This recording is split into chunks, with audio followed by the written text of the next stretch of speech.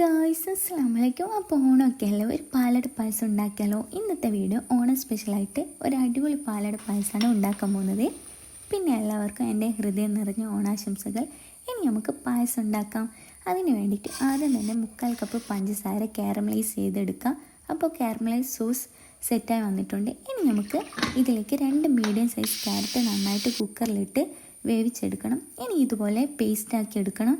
പിന്നെ ഞാനിവിടെ എടുത്തിരിക്കുന്നത് ടേസ്റ്റി ഫുഡിൻ്റെ പാലട മിക്സാണ്. ഇനി നമുക്ക് ഒരു പാന് ഗ്യാസ് മേൽ ഫ്ലെയിം ഓൺ ആക്കിയിട്ട് വെക്കുന്നുണ്ട്. ഇനി നമുക്ക് ഇതിലേക്ക് നേരത്തെ റെഡിയാക്കി വെച്ച ക്യാരറ്റ് പേസ്റ്റ് ഒഴിച്ചു കൊടുക്കുക. ഇനി ഇതിലേക്ക് പാൽ ഒഴിച്ചു കൊടുക്കുക. എന്നിട്ട് നന്നായിട്ടൊന്ന് മിക്സാക്കി എടുക്കണം. പിന്നെ ഞാൻ 1 ലിറ്റർ പാലാണ് ഒഴിച്ചു കൊടുത്തത്. ഒരു പാക്ക് പാലട മിക്സിന് 1 ലിറ്റർ പാലാണ് വേണ്ടത്. പിന്നെ ഇതിൽ പാൽ ഒഴിക്കുന്ന വീഡിയോ കിട്ടിയില്ലേനോ. ഇനി ഇതിലേക്ക് കുറച്ച് ഉപ്പ് ഇട്ട് കൊടുക്കണം. എന്നിട്ട് നന്നായിട്ടൊന്ന് മിക്സാക്കി എടുക്കണം. ഇനി നമുക്ക് കുറച്ച് മിൽക്ക് മെയ്ഡ് ഇട്ട് നന്നായിട്ടൊന്ന് മിക്സ് ചെയ്തെടുക്കണം.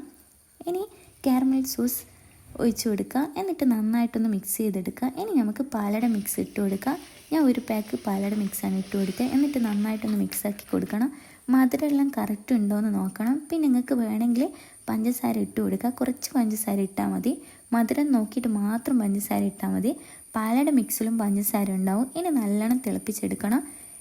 ഇനി 30 മിനിറ്റ് കുക്ക് ചെയ്തെടുക്കുക. ഇനി നമുക്ക് ഗീയിൽ അണ്ടിപ്പരിപ്പ് മുന്തിരി റോസ്റ്റ് ചെയ്തെടുക്കുക. അപ്പോൾ നമ്മളെ ക്യാരറ്റ് പാലട പായസം കുറുകി വന്ന് സെറ്റായിട്ടുണ്ട്. ഇനി ഇതിലേക്ക് അണ്ടിപ്പരിപ്പ് മുന്തിരി റോസ്റ്റ് ചെയ്ത് ഇട്ടെടുക്കുക. അങ്ങനെ 30 മിനിറ്റ് കഴിഞ്ഞപ്പോൾ നമ്മളെ ക്യാരറ്റ് പാലട പായസം സെറ്റായി വന്നിട്ടുണ്ട്. അപ്പം പരിപാടി കംപ്ലീറ്റ് ആയി.